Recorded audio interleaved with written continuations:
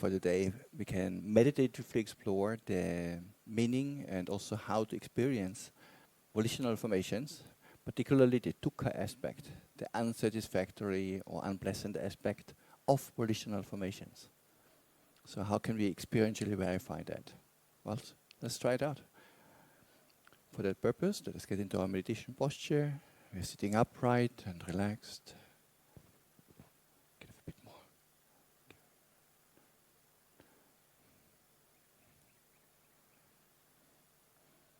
Keeping the body erect. Can check whether there's any tension in the body. We can start from the top of the head when checking for any tension. The area around the eyes, around the mouth, shoulders, the upper body, is it relaxed? Or if there's some tension, release that part. Or sometimes making a small adjustment to the posture can help.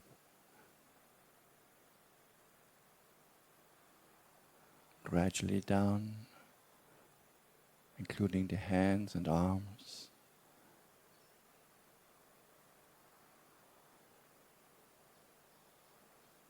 To the bottom, legs, all the way down to the feet. Relax.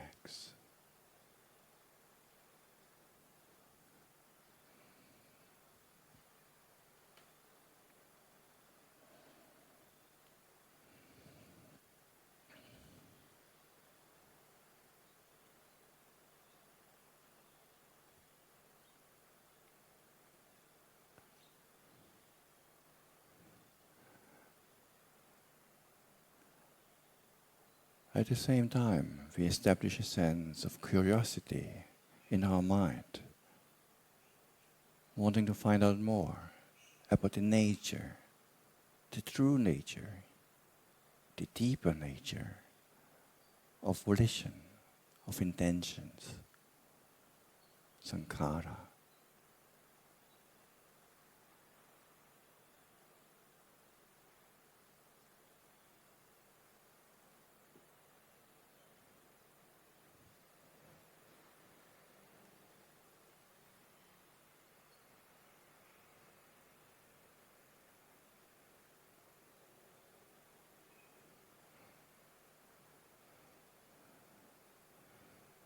We pay particular attention to the unsatisfactory or unpleasant nature of sankharas, the dukkha aspect.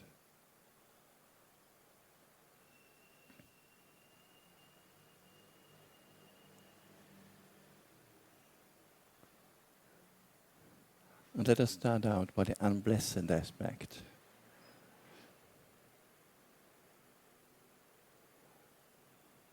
For example, a little bit later, we know we will have to drive back or walk back home or go to the market, whatever activity you're planning to do later.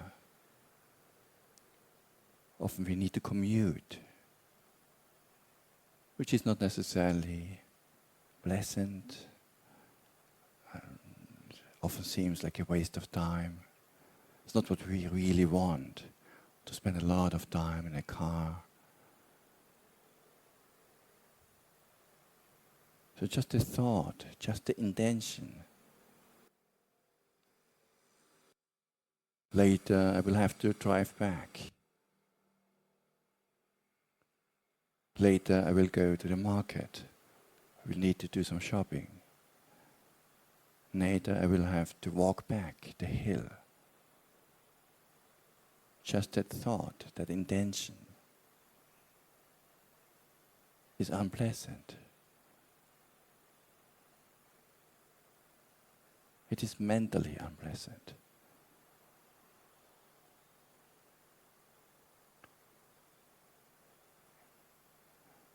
even though we choose that activity on our own, voluntarily, we know some things need to be done. We need to commute. We need to buy groceries from time to time. We need to walk from A to B.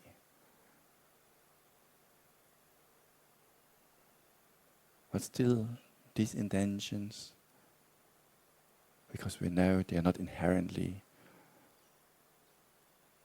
meaningful, or we would otherwise prefer to do other things with our time. So that intention is unpleasant.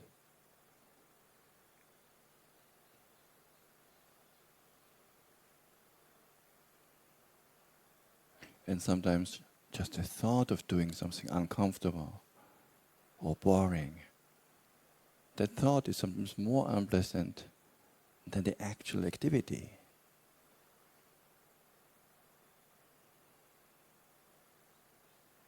Often the activity goes by quite okay,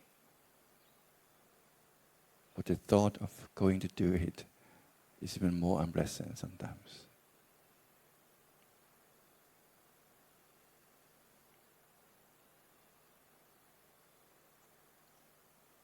Or if you know you should do some exercise on a regular basis, I need to go out, do some walking, running, whatever exercise it is. Just the thought of that is unpleasant. Sometimes more unpleasant than the actual exercise.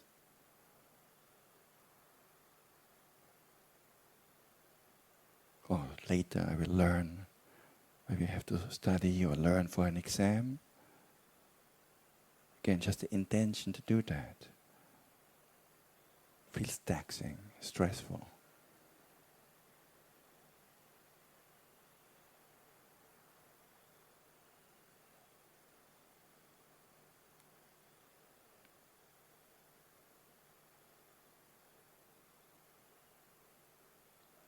Try to find further examples in your own life where just the thought of doing it, the intention, this is what I will do later,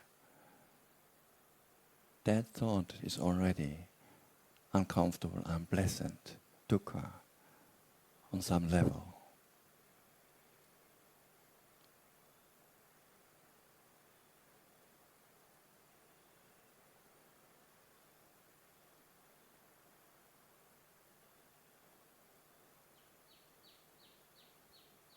For different people, that's different things. What is it for me?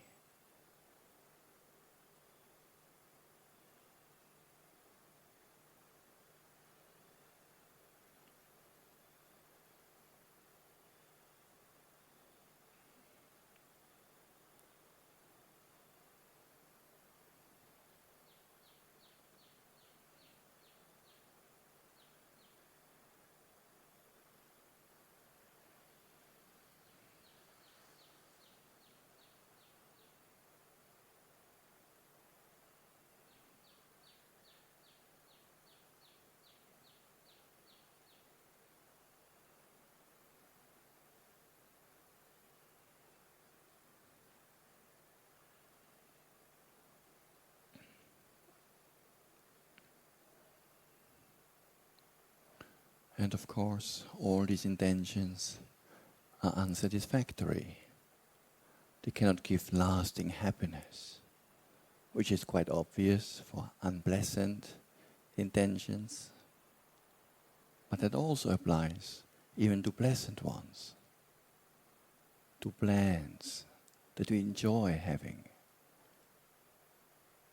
to intentions for an activity that we look forward to.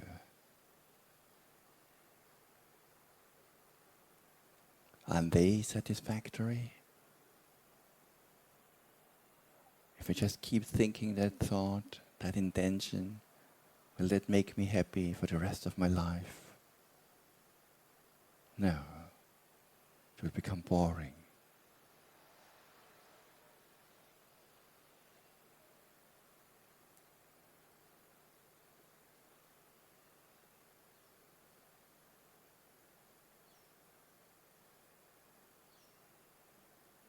Maybe there's an activity that late in the day you know you will do. There's an intention.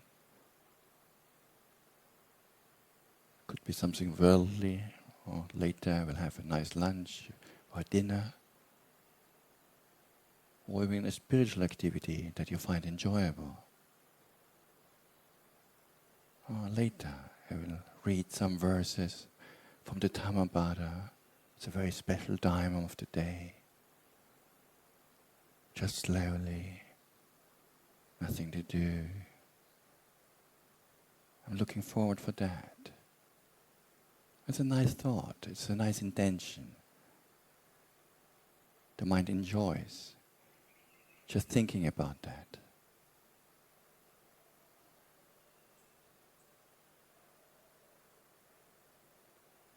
But then, just maintaining this intention, will that happiness last? For how long will it last?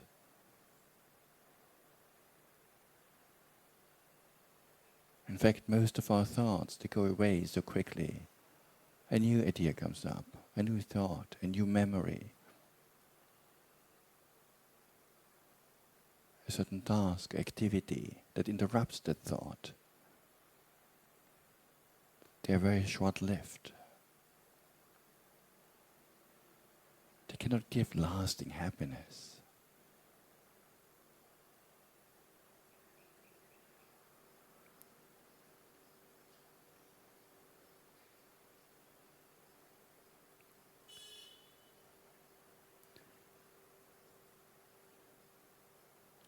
And even if we pursue the same thought for a while, maybe planning a holiday or planning what to do at the weekend, maybe the mind enjoys doing that.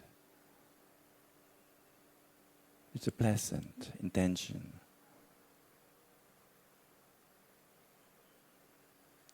But then after a while, it also becomes a bit boring.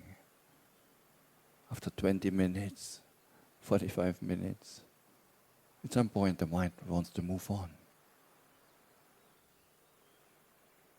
So even the pleasant thoughts are unsatisfactory, cannot give lasting happiness.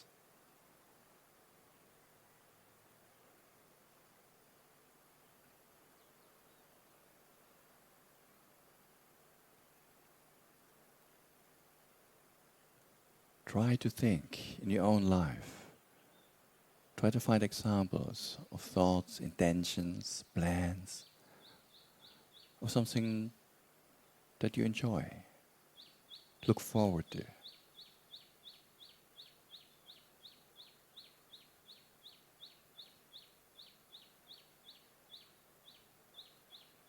And also try to evaluate for how long that pleasantness of that thought, of that intention, for how long can that last? Can it provide lasting happiness? Or is it unsatisfactory in nature?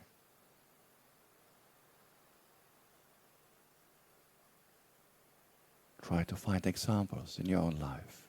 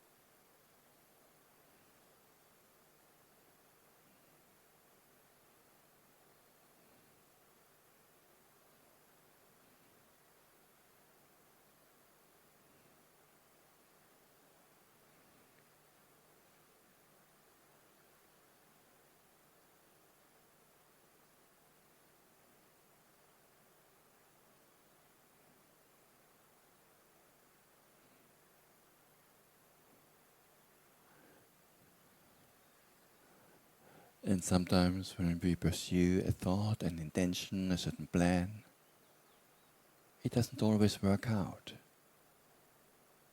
We don't get what we want.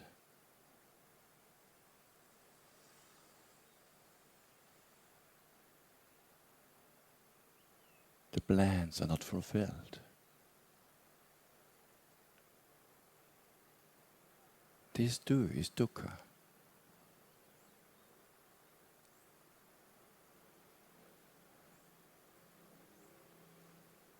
Even though initially the thought was pleasant, the intention, but then once it comes in contact with reality, it turns out that intention has not been fulfilled sometimes.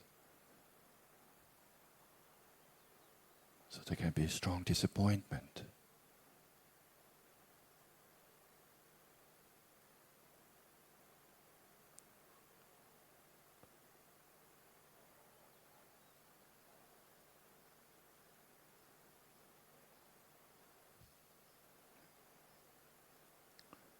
And sometimes a pleasant intention, we are able to fulfill it.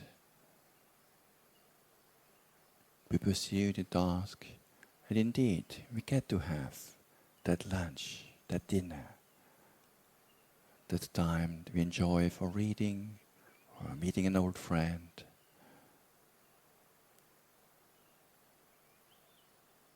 But then once that task has been fulfilled, accomplished, the intention also is gone.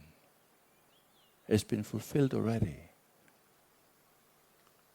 That intention from before does not provide any happiness anymore. The intention is gone because it has been fulfilled.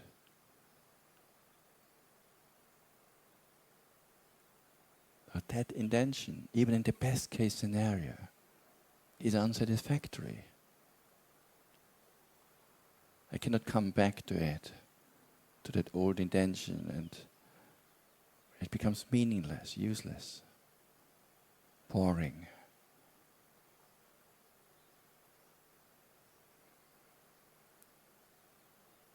It's not fit to provide lasting happiness.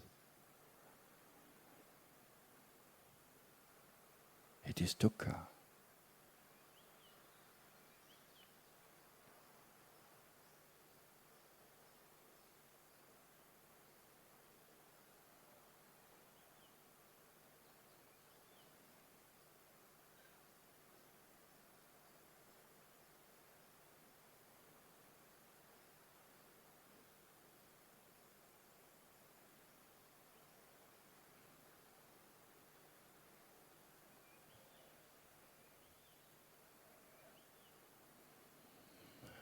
And then there's also the aspect that there are always new intentions following. There's no stopping. When we were small, we wanted to have certain toys. And if you're lucky, sometimes we get them. The parents buy them for us. Or the siblings are willing to share them with us.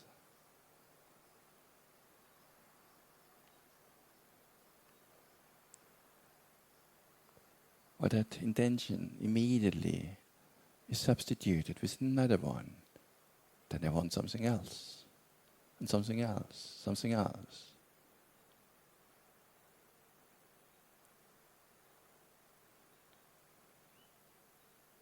We move on. Why? Because none of these intentions, these wishes, was entirely satisfying, gratifying. They weren't.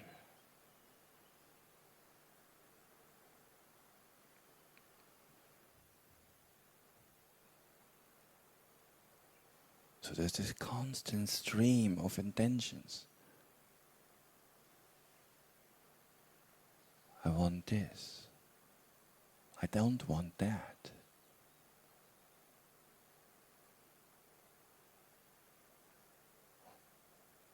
One after the other. it's a bit too hot. Let me turn on the fan. Now it's a bit too cold. Maybe I should put on my clothes.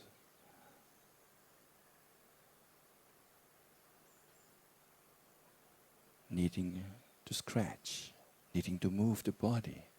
So all intentions.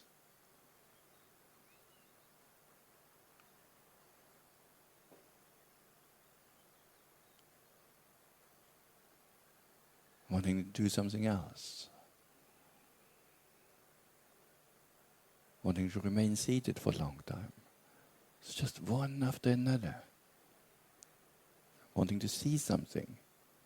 Hear, smell, taste, or experience with the body. Or think about something. It's a constant stream of little intentions. How stressful.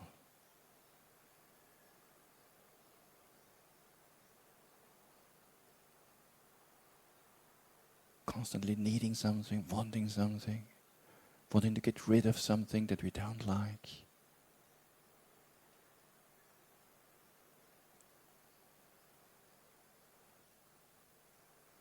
Sankhara is dukkha. Stressful.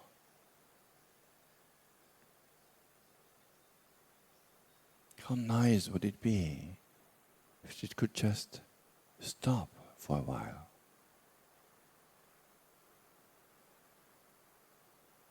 Just being at peace.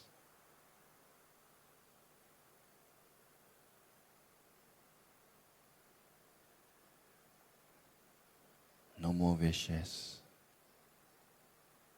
No plans. Just resting in peace. Contented.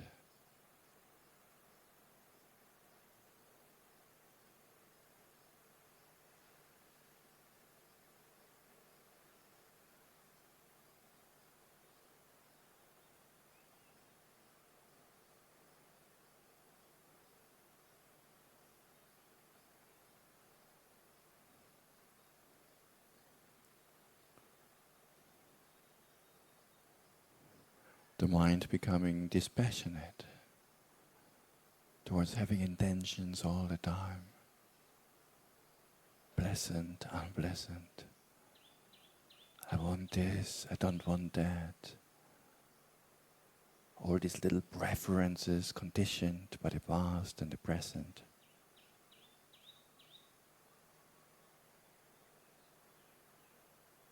There's no end.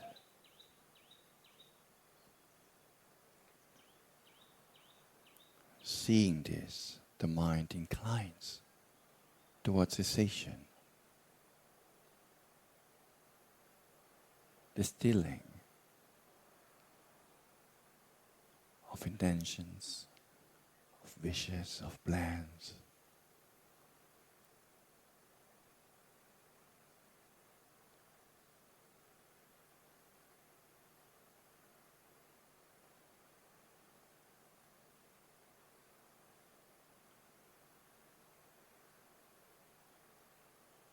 Letting go.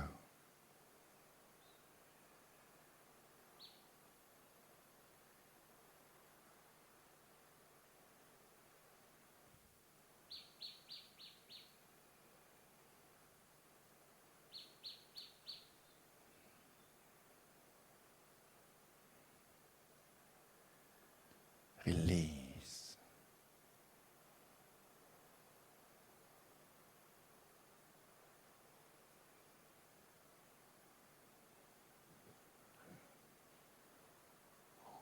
Wanting nothing.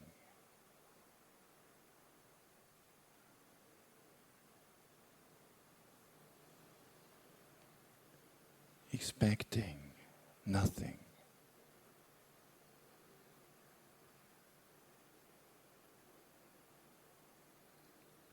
Letting go everything.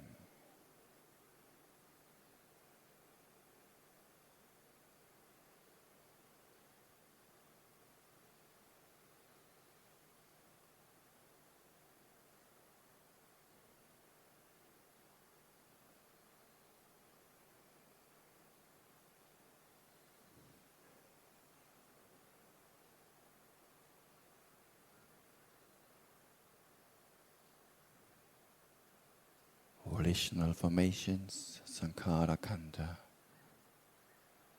are unsatisfactory. Sometimes they are pleasant, sometimes unpleasant. All of them are dukkha, cannot provide lasting happiness.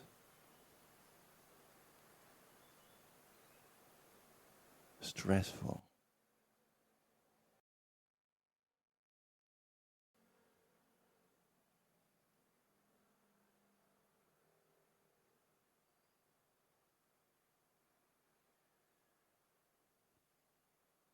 Letting go. Letting go. What is dukkha? What is stressful? What is not me, not mine, not myself? Anyway.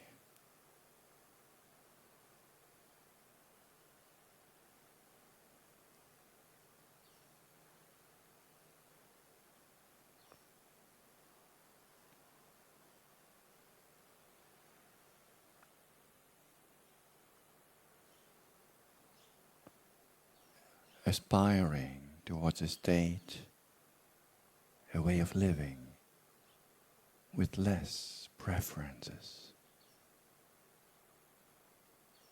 with less strong views of how things should be, how can it change things.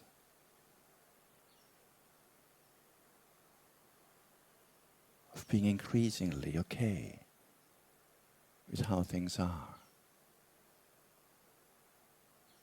Equanimity.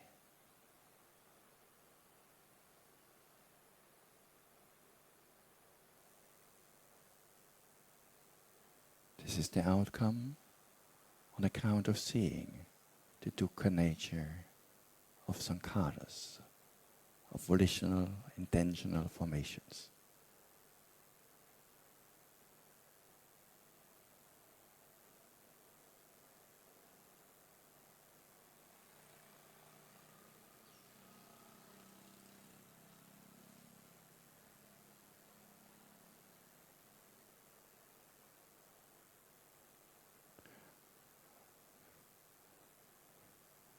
Before we close this meditation, let us hold on a little bit and check the mind.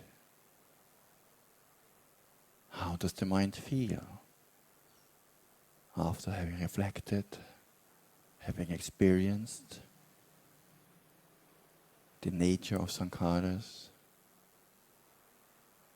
having understood their deeper nature?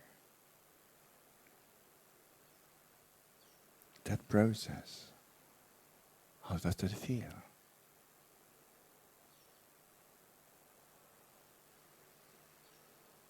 Can be quite light, quite enjoyable. Or maybe there's a sense of interest, curiosity.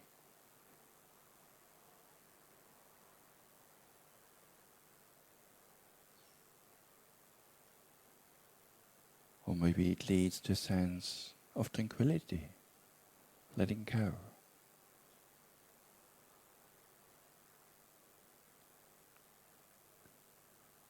However the mind is, notice it.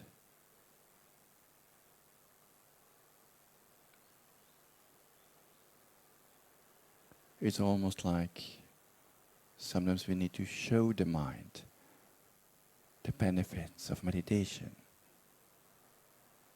Let the mind experience it. Let it look at it.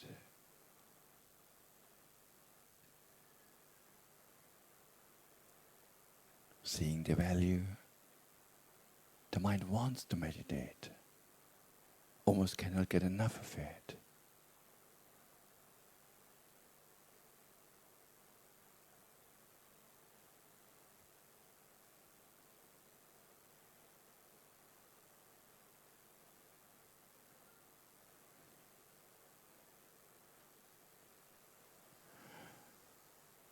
And whenever you're ready, you can open the eyes again and come back to normal. Sadhu, sadhu.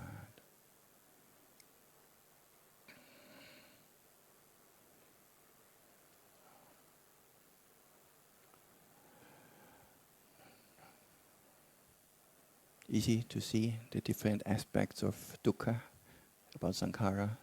One is the actual unpleasant, uncomfortable aspect, when we have a certain intention, oh, I have to do this later, which I don't like so much. That is obviously dukkha, the discomfort of that. But then even the pleasant ones also cannot provide lasting or permanent happiness. So it's good sometimes to see both aspects of that. And then also even the pleasant ones, if they are fulfilled, in the best case scenario, also that intention, the previous intention, is gone. If you want to go from here to Penang, once you reach Penang, the intention to go to Penang is gone, has been fulfilled. So that intention also cannot give lasting happiness because it disappears on its own. So intention itself, it's very changing so fast. Actually, it's quite difficult to maintain any thought, any intention for anything longer than just a few seconds. Most of the time, the mind moves on to something else. So it's quite obvious, in a way, that sankhara is highly conditioned, impermanent, and unsatisfactory.